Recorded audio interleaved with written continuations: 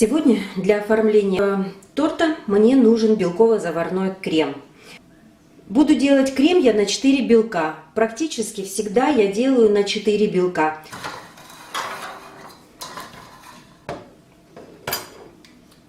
Сначала я отделяю белки.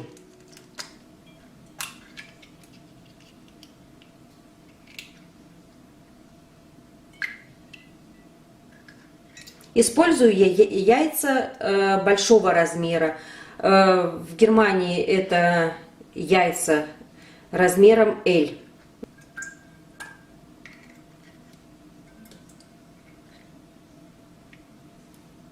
Вот такие вот штучки лучше всего выкидывать. Если тем более вы хотите сделать потом ниточки или паутинку на торте, она у вас, вот эта вот спиралька, пуповинка, сварится и будет забивать вашу насадочку. Поэтому лучше всего это удалять. Ну вот, я приготовила белки. И теперь приступаем к следующему этапу. Это варка сиропа и взбивание белков. Белки я включаю сразу на среднюю скорость, ни в коем случае не на высокую, так как в то время, как у нас сварится сироп, белки у нас просто перевзбьются и осядут. Такие белки уже не пригодны для крема. Я беру 100 мл воды. Так как у меня белки от яиц большого размера, размера L, у меня на один белок получается 100 грамм сахара. Так как я использую 4 белка, я беру 400 грамм сахара. Сахар желательно брать мелкий, так как он быстрее растворяется.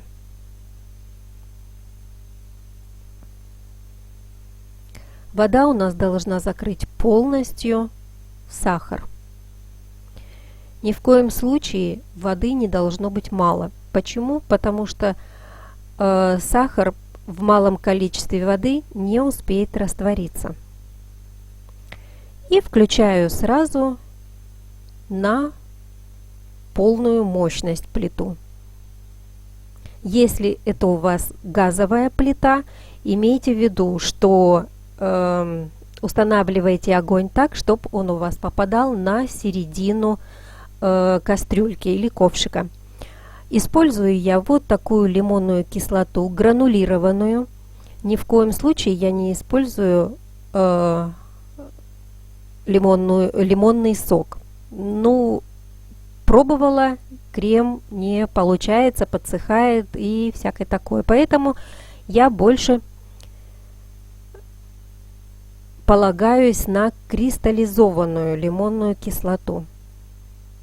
Теперь жду, пока у меня закипит сироп. Ни в коем случае я не мешаю. Почему?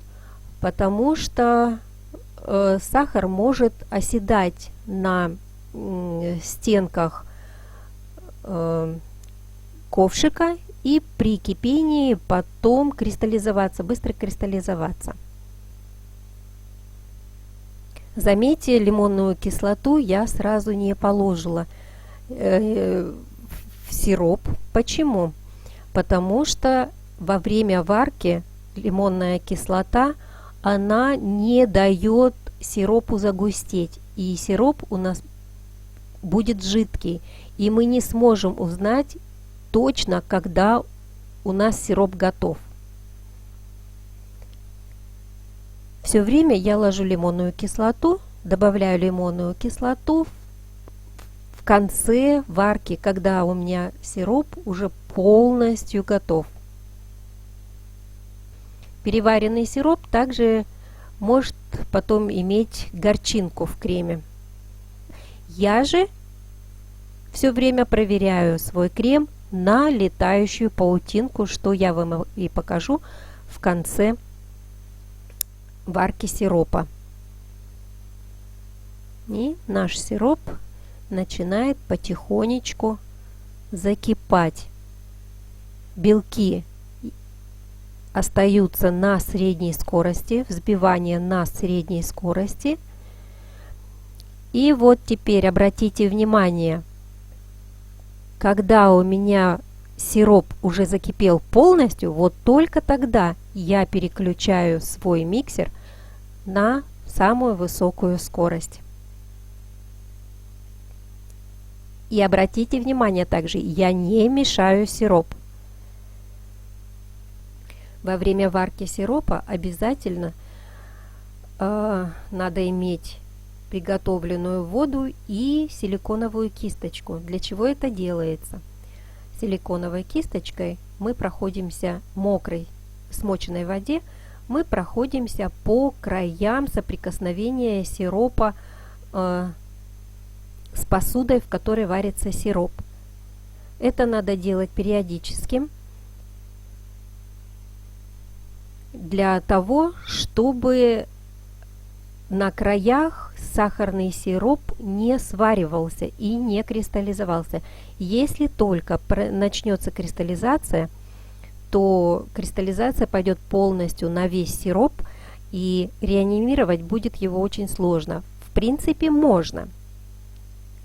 Есть уже у меня такой опыт, когда у меня сироп начал кристаллизоваться, и мне было очень жалко выкинуть все это. Что я сделала? Я просто-напросто убавила взбивание белков. Ни в коем случае я не прекратила.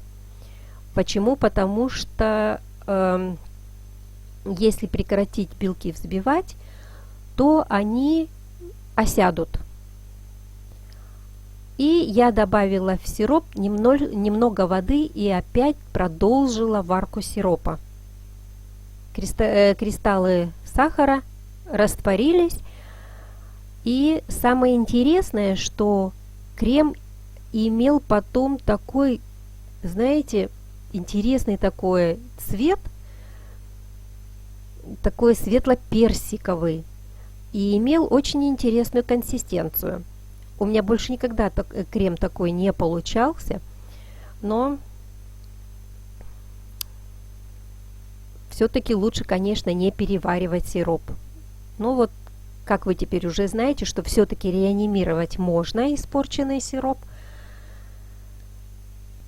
Также переваренный сироп, если он у вас имеет такой коричневатый вид, то крем может не иметь той изначальной белизны, которая должна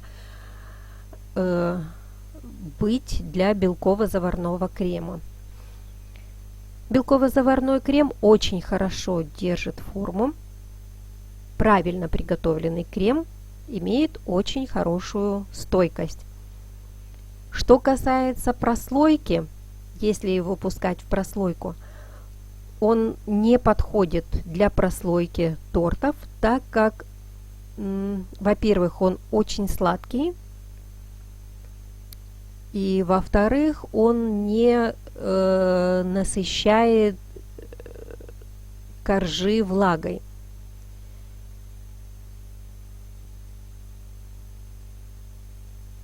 Для прослойки хорошо подойдет белково-масляный крем. Но при этом, конечно, надо будет пропитать немножко коржи.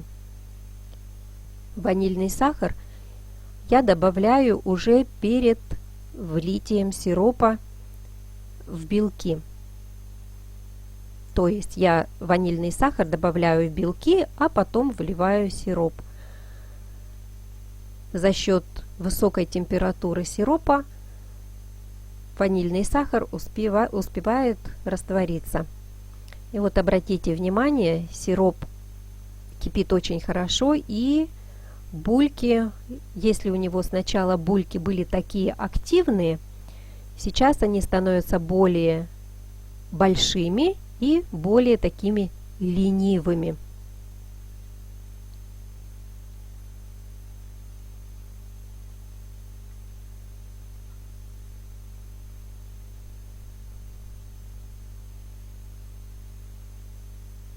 Не забывайте, ни в коем случае не забывайте время от времени проходиться мокрой кисточкой. Ну и вот теперь, когда у меня сироп практически готов, я добавляю ванильный сахар в белки.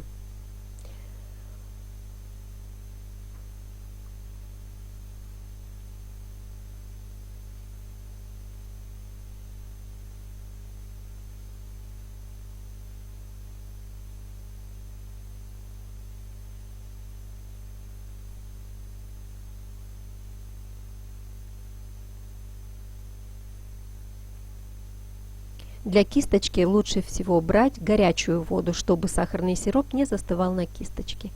И вот теперь я проверяю готовность крема.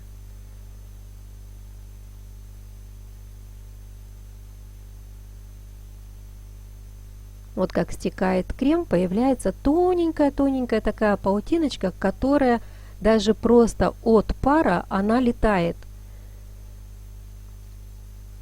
На этой стадии у меня крем готов. Я выключаю свою плиту, но оставляю также сироп на плите и добавляю лимонную кислоту. Очень хорошо перемешиваю так, чтобы лимонная кислота вся растворилась. И начинаю вливание сиропа тоненькой струечкой. Старайтесь вливать сироп посередине емкости, посередине расстояния от венчика и от краев. Ни в коем случае не вливайте сироп по стенке чаши. Почему? Потому что он может просто-напросто стекать и оседать на дне. Также старайтесь, чтобы ваш сироп не попадал на лопасти венчика, потому что он будет просто-напросто разбрызгивать сироп по стенкам чаши. Вливание сиропа лучше всего делать тоненькой струечкой. Таким образом он будет очень хорошо вмешиваться в белки. Если же добавлять сироп большими порциями или очень быстро вливать, он также может оседать на дно и быстро схватываться, при этом не растворяясь в белках.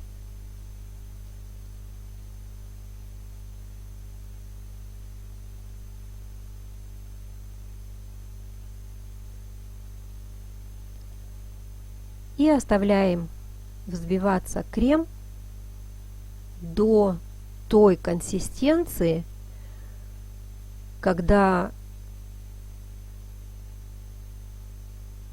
он начинает наматываться на венчик.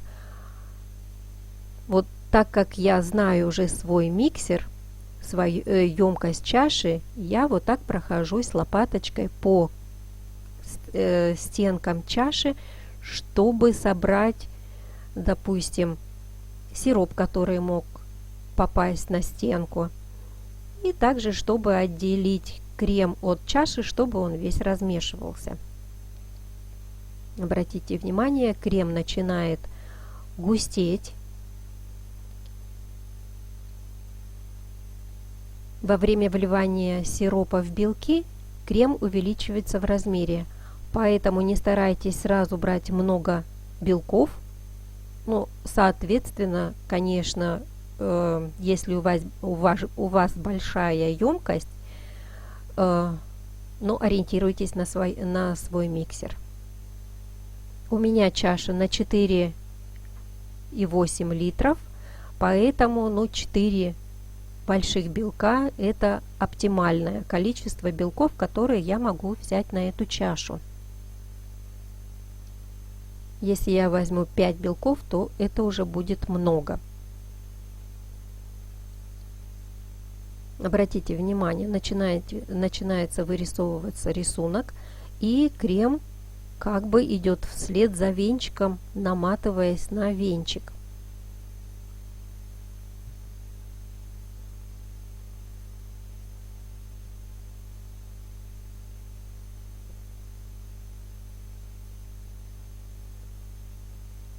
Вот при выключении миксера и вытаскивании венчика с крема мы видим, что крем не зацепился за венчик. Это говорит о том, что крем у нас еще не готов. Готовый крем должен очень хорошо держаться на венчике.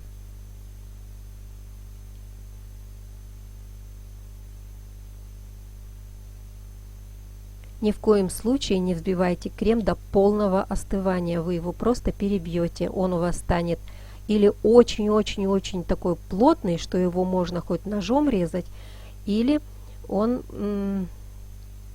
будет тянуться как резина. С такого крема вы практически тоже ничего вообще сделать не сможете, не украсить, не обтянуть торт. И у вас этот крем впоследствии будет просто течь. Вот здесь немножко подсветка не дает толком видеть. Ну вот, как вы видите, крем очень хорошо держит форму. Он очень хорошо держался на венчике. И вот такой крем готов.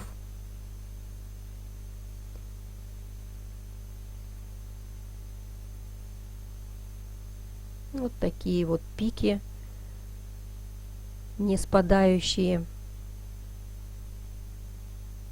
Все, такой крем готов к применению. Так что дерзайте, пробуйте, не опускайте руки. У вас все получится. Не думайте, что у всех получается все с первого раза.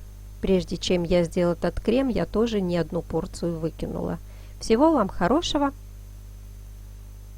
Дерзайте.